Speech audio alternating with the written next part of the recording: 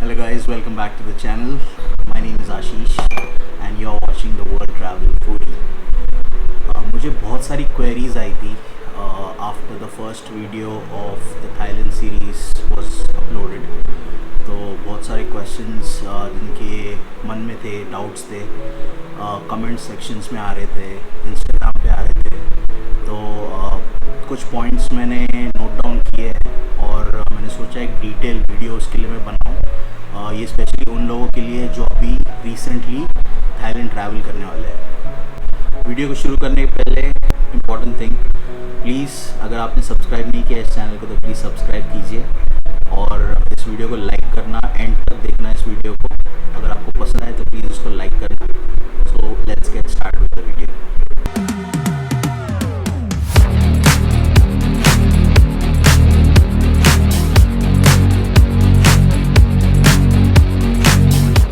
So this is the November 2022 update. एक एक चीज़ मैं आपको बताऊंगा. अभी प्रोसेस बहुत ही सिंपल हो चुका है.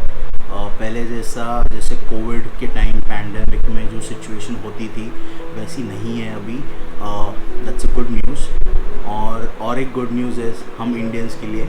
पहले वीज़ा ऑन अराइवल 15 डेज़ का होता था, वो अब एक्सटेंड होके 30 डेज़ का हो गया है. I'll start from the beginning. आपको क्या क्या करना चाहिए जब आप इंडिया से निकलते हो, क्या क्या चीज़ें कैरी करनी है before you actually reach the airport, और इंडिया से क्या क्या चीज़ें कैरी करनी है स्पेशली क्योंकि अगर आप थाईलैंड जाओगे तो वो आपको ऑलमोस्ट डबल द प्राइस या ट्रिपल द प्राइस भी आपको वो चीज़ें मिल सकती है. तो स्टार्ट करते हैं. बहुत लोगों का क्वेश्चन आया था मुझे कि इट्स क्वाइट ऑब्वियस ये क्वेश्चंस आएंगे आपके दिमाग में क्योंकि जब पैंडेमिक चल रहा था तभी थाईलैंड रॉयल एम्बेसी ने जो रूल रखा हुआ था थाईलैंड ट्रैवल करने का, वो था कि आपको एक थाई पास जो उन्होंने स्टार्ट किया था, एक थाई पास के बिना आप थाईलैंड एंटर नहीं कर सकते. वो कोविड के वजह से था, रिस्ट्रिक्शंस की वजह से, क्योंकि वो सेफ्टी मेजर्स रखना चाहते थे. थाई पास बेसिकली ये था कि वो सारे आपके चेक्स देखेंगे, RT-PCR रिक्वायरमेंट होगी वहाँ पे, फिर आपको एयरपोर्ट पे चेक किया जाएगा. ++ होटल्स होते थे.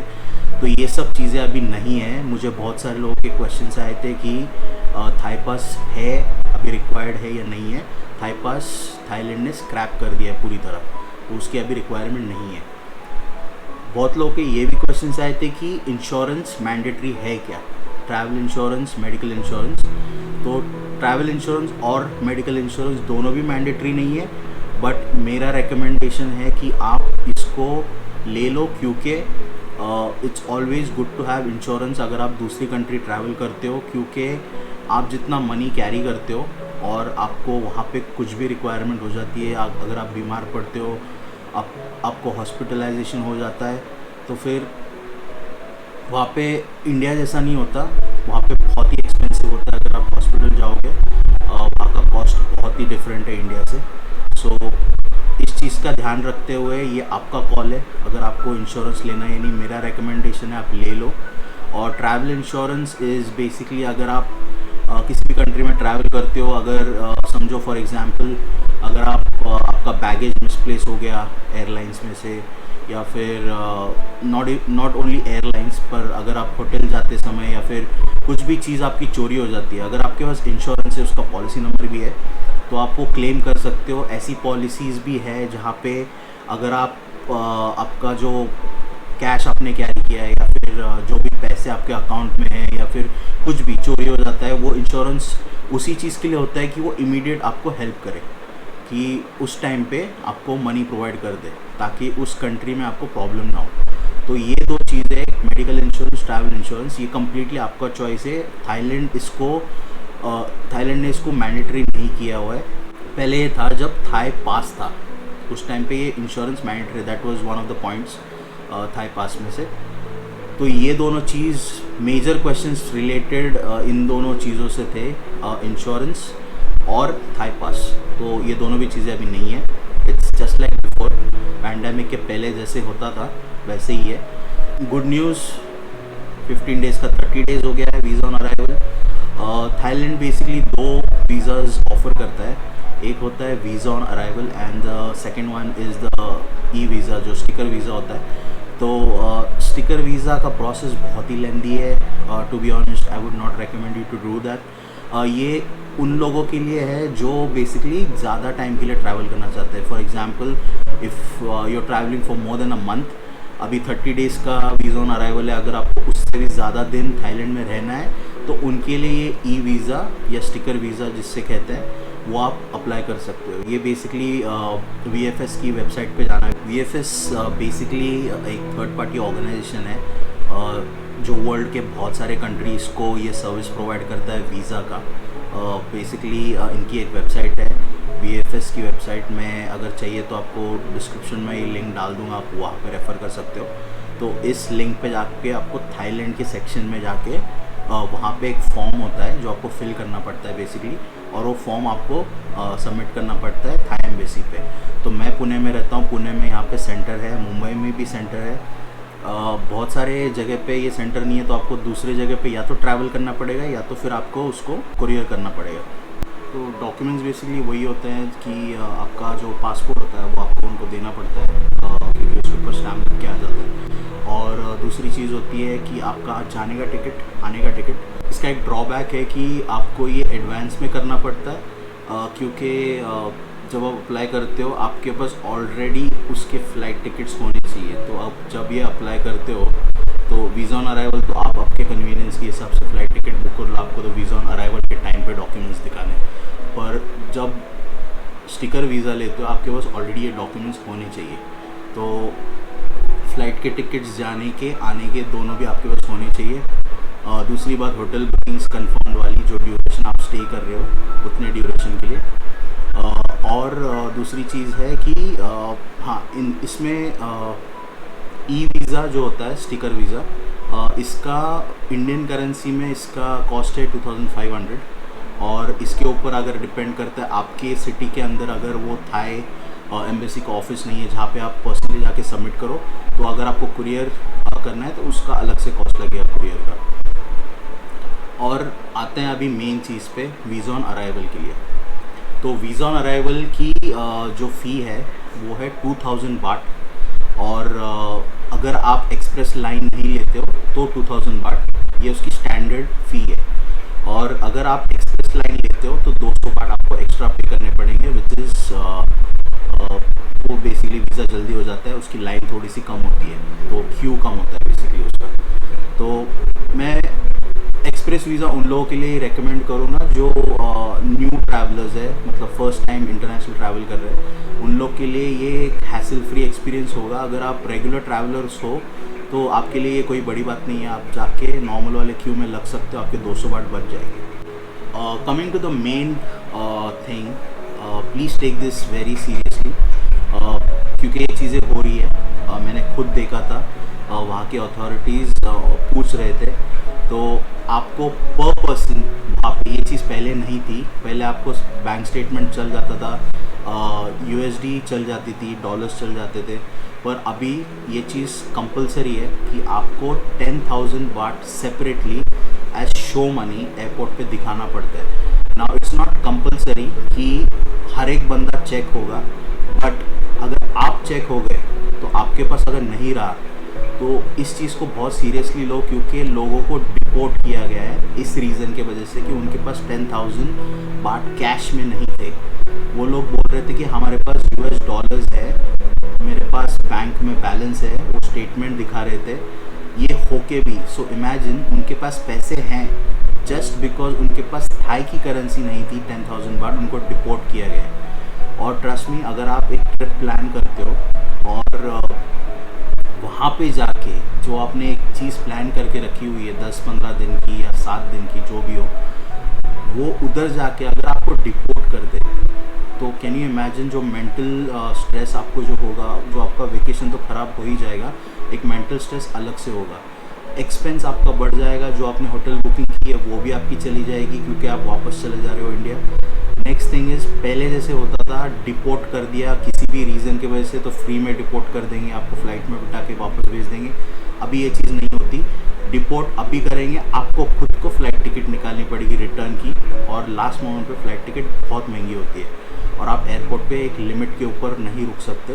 वो आपको डिपोर्ट जब करेंगे आपको टिकट वहाँ पे निकाल के आपको वापस जाना पड़ेगा इंडिया।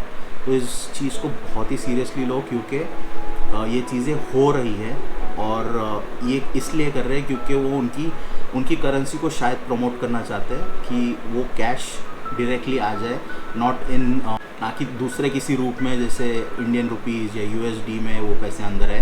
वो उनकी खुद की करेंसी को भी ऑल ओवर द वर्ल्ड जहाँ से लोग आते हैं वहाँ से वो पहले से खरीदे उनके थाई बाट, और वो आते समय लेके आए, तो वो सारा पैसा अंदर है देश में। शायद ये एक रीज़न है उसके पीछे। तो ये इन्होंने चालू किया, और ये मैंडेटरी है, क्योंकि इसको लाइटली मत लेना।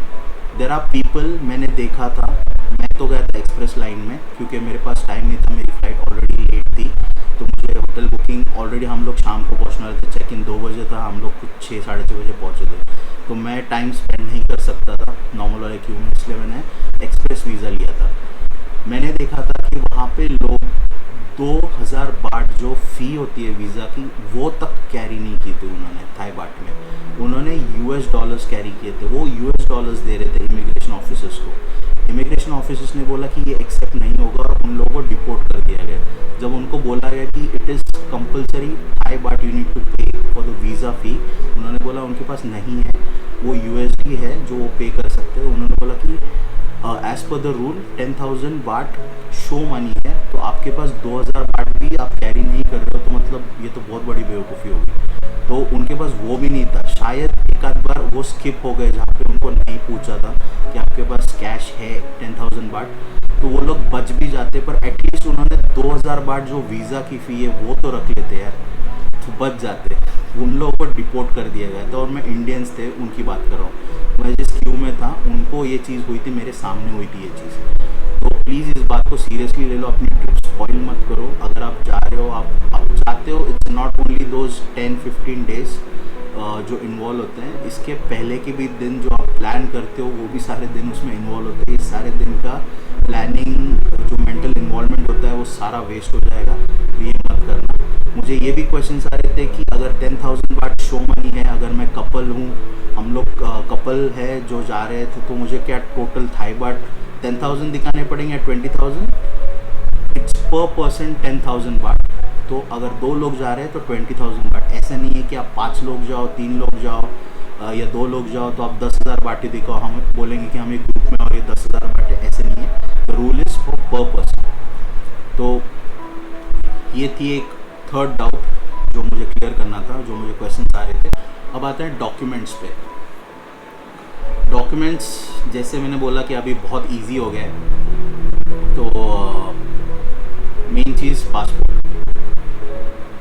पासपोर्ट की validity minimum as per the new rule, पहले तो 6 मंथ्स थी, as per the new rule 30 days की मिनिमम वैलिडिटी आपके पासपोर्ट की होनी चाहिए from the date of travel. So for example मेरी पासपोर्ट की वैलिडिटी है 31 दिसंबर तक फॉर एग्जांपल, और मेरा अगर ट्रैवल डेट है 1 दिसंबर, तो मेरे पास अच्छे खासे 31 डेज़ की वैलिडिटी है। So I am okay to enter Thailand, मुझे वीज़ा मिल जाएगा, कोई प्रॉब्लम नहीं होगी। अगर आप ट्रैवल कर रहे हो 3-4 दिसंबर को और आपकी पासपोर्ट एक्सपायर होता है 31 दिसंबर को, वो 30 डेज़ काउंट नहीं होगा। इवन फॉर 1 और 2 डेज़ आपका वीज़ा रिजेक्ट हो जाएगा। अगेन द सेम थिंग, आप डिपोर्ट किए जाओगे। वीज़ा के प्रोसेस को प्लीज़ लाइटली मत लेना, क्योंकि ये चीज़ आपको सीधा डिपोर्ट अगर कर देंगे तो फिर आपकी ट्रिप स्पॉइल हो जाएगी, आपको मेंटली जो हैसल फील होगा वो अलग बात है, और फाइनेंशियल लॉस जो होगा वो एक अलग है। तो ये चीज़ का ध्यान रखना जब भी आप बुकिंग कर रहे हो। अगर आपकी पासपोर्ट की वैलिडिटी ख़त्म होने आ रही है तो उसको ध्यान से सुनना, 30 डेज़ मिनिमम इसकी वैलिडिटी होनी चाहिए, और उसके ऊपर एटलीस्ट 2 पेजेस ब्लैंक होने चाहिए। वो 2 पेजेस इसलिए होते हैं क्योंकि आप जब इंडिया से जाते हो वहाँ पे एक स्टैंप लगता है, जब आप थाईलैंड एंटर करते हो, इमिग्रेशन पास करते हो, इमिग्रेशन के टाइम पे वहाँ पे एक स्टैंप लगता है। कमिंग बैक फ्रॉम थाईलैंड आप जब इंडिया आ रहे हो वहाँ पे एक स्टैंप लगता है। इंडिया में जब आओगे वहाँ पे एक स्टैंप लगता है। टोटल 4 स्टैम्प्स आपके पासपोर्ट पे लगते हैं। उसके लिए 2 ब्लैंक पेजेस मैंडेटरी है। अगर वो 2 ब्लैंक पेजेस नहीं होंगे तो भी आपको प्रॉब्लम हो सकती है। तो ये चीज़ों का ध्यान रखना। 30 डेज ऑफ वैलिडिटी आपके पासपोर्ट की मिनिमम डेट ऑफ ट्रैवल से, और 2 पेज ब्लैंक आपके पासपोर्ट के ऊपर। ये हो गया पासपोर्ट की बात। अब जो डॉक्यूमेंट वहाँ पे रिक्वायर होते हैं, जो वो पूछेंगे आपको, वो होते हैं, एक तो जो बोर्डिंग पास आपको मिलता है जो आप इंडिया से फ्लाई करते हो, उस बोर्डिंग पास को लूज़ मत करना, क्योंकि वो बोर्डिंग पास आपको लगेगा बैगेज कलेक्ट करने के टाइम पे वहाँ पे चेक होता है। इंडिया के जैसा नहीं है कि आप बैग उठा लिए और निकल लिए। थाईलैंड के एयरपोर्ट पे, बैंकॉक के एयरपोर्ट पे हमारा खुद का हुआ था। बोर्डिंग पास आपको मांगते हैं, वो देखते हैं, उसके ऊपर जो स्टिकर लगा होता है वो नंबर को वो मैच करके देखते हैं कि ये करेक्ट पर्सन है कि जो बैगेज कलेक्ट कर रहे हैं। तो बोर्डिंग पास को ये मत समझना कि बोर्डिंग पास मैंने ले लिया, अभी तो मैं फ़्लाइट में बैठ गया हूँ, फ़्लाइट निकल चुकी है, अब तो मेरा कुछ प्रॉब्लम नहीं है, फाड़ के फेंक दिया। नहीं, ये बैगेज कलेक्ट करने तक रख लेना, उसके बाद जो करना है आप कर लो, उसका कोई प्रॉब्लम नहीं है। और दूसरी चीज़, आपको वापसी का जो टिकट है, पर ये बोर्डिंग पास आपको इमिग्रेशन के टाइम पे जो वीज़ा आप अप्लाई करते हो उस टाइम पे नहीं पूछेंगे, बैगेज के टाइम पे इम्पोर्टेंट है। वीज़ा के टाइम पे, वीज़ा ऑन अराइवल के लिए आपको वो पूछेंगे कि आपके पास वापस जाने की फ़्लाइट टिकट और आप कितने दिन रह रहे हो यहाँ पे, आपकी फ़्लाइट टिकट से वो कंपेयर करेंगे कि अगर आज आया है, रिटर्न टिकट इसका इस डेट तक है, तो इतने दिन का इसका होटल बुकिंग है या नहीं। अभी कोई लोग क्या करते हैं, स्टार्टिंग के 3-4 दिन का होटल बुकिंग होता है और वो इमिग्रेशन ऑफिसर्स को बोलते हैं कि 3-4 दिन हम यहाँ पे रहने वाले हैं, उसके बाद हम डिसाइड करेंगे कि हमको क्या करना है, क्योंकि हमारा प्लान फिक्स नहीं है। तो उस चीज़ में वो लोग they are okay, but it depends आप उनके क्वेश्चंस के आंसर्स कैसे दे रहे हो, क्योंकि मेन चीज़ होती है कॉन्फिडेंट रहो, क्योंकि you are not doing anything wrong. आप एक वीज़ा के लिए अप्लाई कर रहे हो, तो आप तो टूरिज्म के लिए आए हो, तो आप कुछ गलत काम करने आए हो। जो भी पूछते हैं नॉर्मल इसमें बात करना, उनका इमिग्रेशन ऑफिसर का यही काम होता है, पूछना आपको कि आपका ट्रैवल का पर्पस क्या है, आप कुछ गलत चीज़ों के लिए तो नई कंट्री में एंटर कर रहे हो, यही उनका काम होता है। उनको सीधा सीधा बोलना कि मेरा इतना इतना प्लान है, इसके बाद का हमारा शायद ये प्लान है या वो प्लान है, हमारा श्योर नहीं है, इसलिए हमने उस टाइम की होटल बुकिंग नहीं की है। My recommendation is pre plan your trip. Hotel bookings आखिरी दिन तक कंफर्म रखना। आप वहाँ पे भी जाके होटल्स चेंज कर सकते हो, कोई प्रॉब्लम नहीं है। ट्राई टू बुक होटल जो आपको कैंसिलेशन, फ्री कैंसिलेशन देता है, जो 1 दिन पहले या 2 दिन पहले होता है ना, जो आप मेक माई ट्रिप या फिर booking.com या ट्रिवागो वगैरह वेबसाइट से, GoIBO से बुक करते हो, वहाँ पे ऑप्शंस होते हैं कि ये फ्री कैंसिलेशन है 1 दिन पहले तक। तो ट्राई करना कि वो वाली बुक कर लो, क्योंकि अगर आप कंफर्म बुकिंग आप दिखाते हो, आपका वीज़ा का कुछ इशू नहीं होगा, आप अंदर जाने के बाद भी वहाँ पे जाके कैंसिल करके दूसरा होटल भी बुक कर सकते हो, कोई दिक्कत नहीं है। तो मेरा रिकमेंडेशन है आप आखिरी दिन तक बुकिंग रखो, क्योंकि लास्ट मोमेंट पे बुकिंग्स महंगी भी हो जाती है और वीज़ा के टाइम पे भी आपको सवाल बहुत पूछे जाएंगे। तो मेन चीज़ है रिटर्न फ्लाइट टिकट और होटल बुकिंग्स, ये 2 चीज़ें होती हैं। और 10,000 बाट in cash, okay, cash main thing, hard money, वो आपको दिखाना है। मेरा रिकमेंडेशन है, उनका 10,000 शो मनी है, मेरा रिकमेंडेशन है आप एटलीस्ट 13,000 to 14,000 थाई बाट ले जाना। मैं खुद लेके गया था। मैं बताता हूँ मैं क्यों बोल रहा हूँ ये, इसके पीछे का क्या रीज़न है। जब आप एयरपोर्ट जाते हो, 2,000 बाट आपको वीज़ा की फ़ीस पे करनी है। अगर आप एक्सप्रेस लाइन से तो 200 बाट और एक्स्ट्रा पे करना है आपको। आप जैसे इमिग्रेशन ख़त्म होने के बाद बाहर निकलते हो, डिपेंड करता है, किसी किसी को इमीडिएटली सिम कार्ड चाहिए होता है, तो वो लोग एयरपोर्ट से सिम ले सकते हैं। मेरा रिकमेंडेशन है एयरपोर्ट से सिम मत लेना, क्योंकि महंगा मिलता है थोड़ा सा। जहाँ पे भी आपका होटल है, आप वहाँ पे पहुँचने के बाद आप किधर भी आसपास में आपको 7-Eleven दिख जाएगा, वहाँ पे सिम कार्ड मिलता है, वो थोड़े से कम रेट्स में आपको मिल जाएगा। तो मैं इसलिए बोल रहा हूँ 13,000 14,000 बाट, क्योंकि किसी किसी को अगर इमीडिएटली चाहिए होता है कि आपको अगर इन्फॉर्म करना है कि मैं पहुंच गया हूँ, यू रीच थाईलैंड, आपको किसको इन्फॉर्म करना है, आपको सिम कार्ड चाहिए, तो वो आप ले सकते हो। दूसरी चीज़ इम्पॉर्टेंट, आपको एयरपोर्ट से टैक्सी लगेगी, तो टैक्सी बुकिंग के लिए भी आपको अगर ग्रैब या इनड्राइव का ऐप अगर इंस्टॉल करना है, जो कि बोल्ट का ऐप है, जैसे अपने यहाँ पे ऊबर और ओला होता है, वैसे वहाँ पे बोल्ट और ग्रैब की टैक्सी चलती है। तो आप वहाँ से भी बुक कर सकते हो, आपको वहाँ पे बहुत ही सस्ते रेट में मिल जाएगी टैक्सी।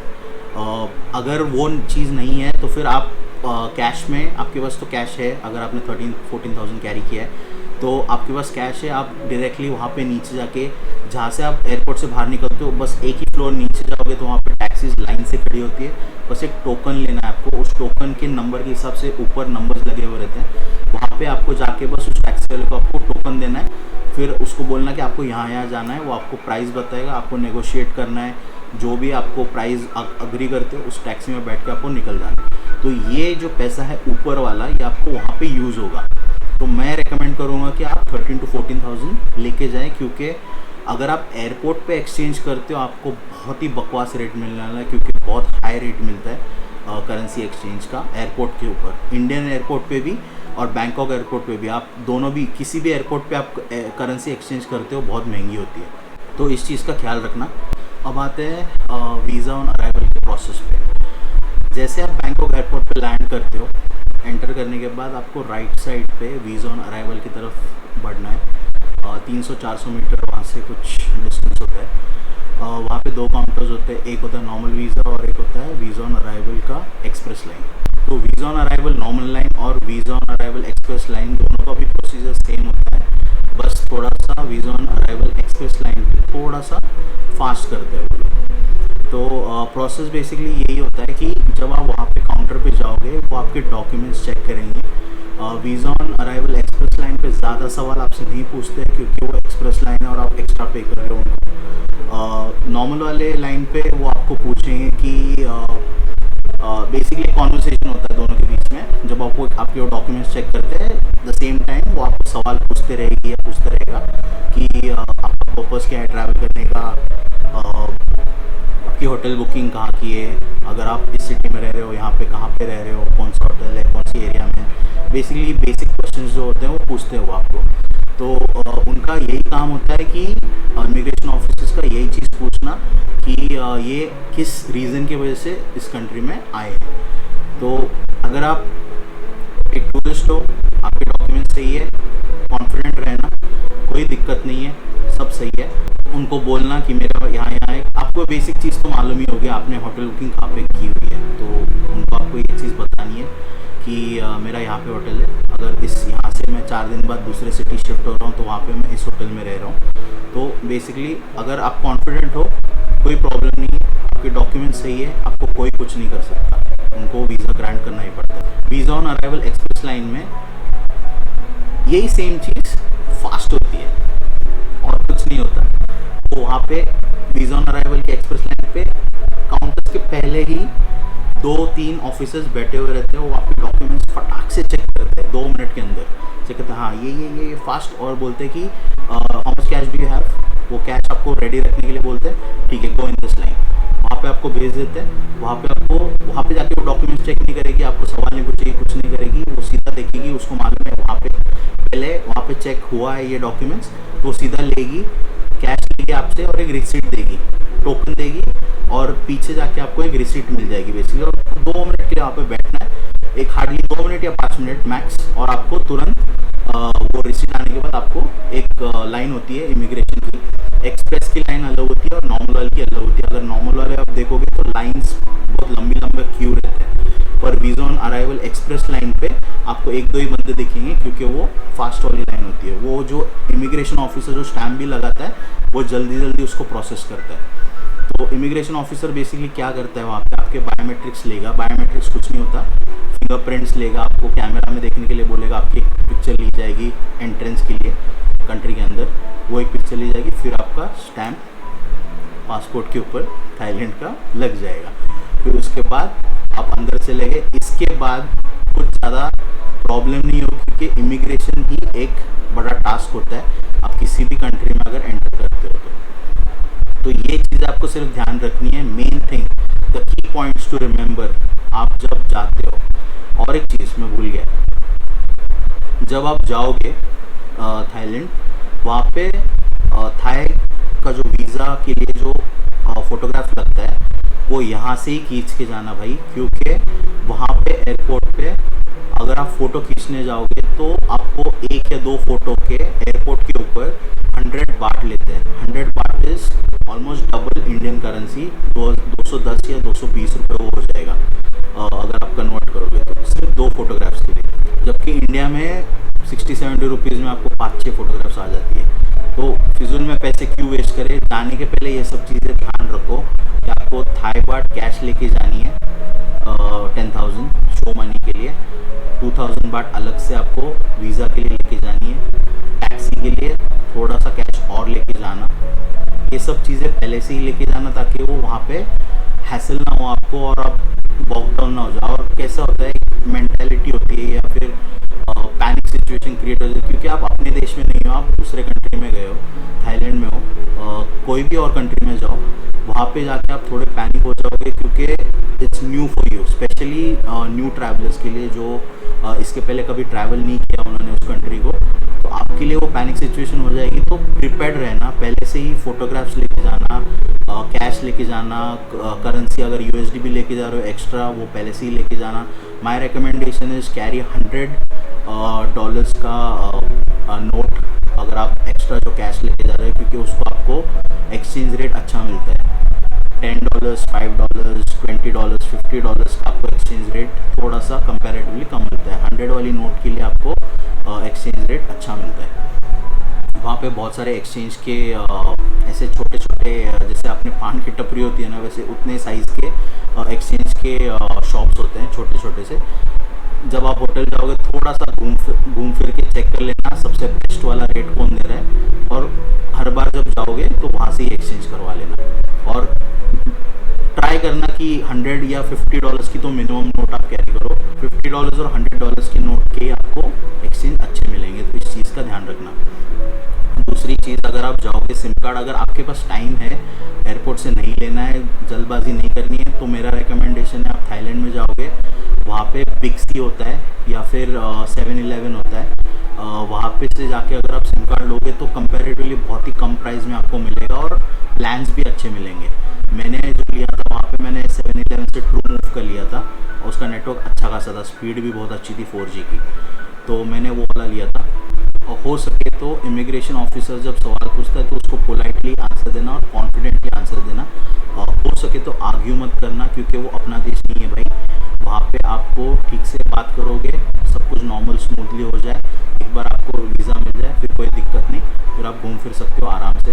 इमिग्रेशन ऑफिसर से आर्ग्यू मत करना। इवन इन इंडिया आप जब यहाँ से जाते हो तब भी इमिग्रेशन ऑफिसर आपको पूछते हैं कि क्यों ट्रैवल कर रहे हो, रीज़न क्या है, तो उनके साथ बहस मत करना, बस नॉर्मल आंसर देना, उनका काम है वो पूछना, तो आप उनके वो क्वेश्चंस के आंसर दे देना। Keep it as smooth as possible. ये सब चीज़ आप ध्यान रखोगे तो आपका इमिग्रेशन का प्रोसेस बहुत ही स्मूथ होगा और आपका ट्रिप एक अच्छे नोट पे स्टार्ट होगा। तो I think I have covered all the questions that you had, जो आप मुझे इंस्टाग्राम पे पिंग कर रहे थे, जो कमेंट्स में मुझे क्वेश्चंस आ रहे थे, मैंने उन सब के आंसर्स आई होप मैंने दे दिए हैं। अगर आपको कुछ भी और क्वेश्चंस है या डाउट्स है तो मुझे इंस्टाग्राम पे पिंग करना, मेरी आईडी नीचे आ रही होगी, उस पर आप मुझे सर्च कर सकते हो इंस्टाग्राम पर, और मुझे क्वेश्चंस आप वहाँ पे आपकी क्वेरीज या डाउट्स मुझे डायरेक्टली मैसेज कर सकते हो। तो इस वीडियो में इतना ही। I hope you guys have like this video. I hope ये इन्फॉर्मेटिव था आपके लिए, स्पेशली जो ट्रैवल कर रहे हैं। और अगर नहीं भी कर रहे हो, अगर आपके कोई पहचान में का ट्रैवल करना है तो प्लीज़ इस वीडियो को शेयर करना, because this is very important, so that कुछ छोटी मोटी चीज़ की वजह से आपका वीज़ा रिजेक्ट ना हो जाए, और ये चीज़ें ध्यान में रखना। तो ये वीडियो उनके साथ शेयर करो जितना हो सके तो, और इस वीडियो को ज़रूर लाइक करना। Guys please, it's a humble request, please मेरे चैनल को सब्सक्राइब करो, मुझे इसकी बहुत ज़रूरत है। मैं ऐसे इन्फॉर्मेटिव वीडियोस आगे भी लाते रहूँगा ट्रैवल अपडेट्स को लेकर। अभी के लिए फ़िलहाल इतना ही। You guys take care and keep eating. हो सके तो, जितना हो सके तो उतना ट्रैवल कीजिए, और मेरी ट्रैवल सीरीज़ थाईलैंड की अभी शुरू है। I hope you guys are enjoying it. आगे बहुत सारे थाईलैंड के वीडियोज़ आने वाले हैं, so please stay tune and please keep sharing with your friends. और लाइक्स मेरे लिए बहुत इंपॉर्टेंट है, that tells me whether you actually like the video और know whether I am doing good, या फिर मुझे और मेहनत करनी है। तो प्लीज़ चैनल को सब्सक्राइब कीजिए और लाइक कीजिए, और मैं आपको मिलूँगा अगले वीडियो में। Till then you guys take care, bye bye.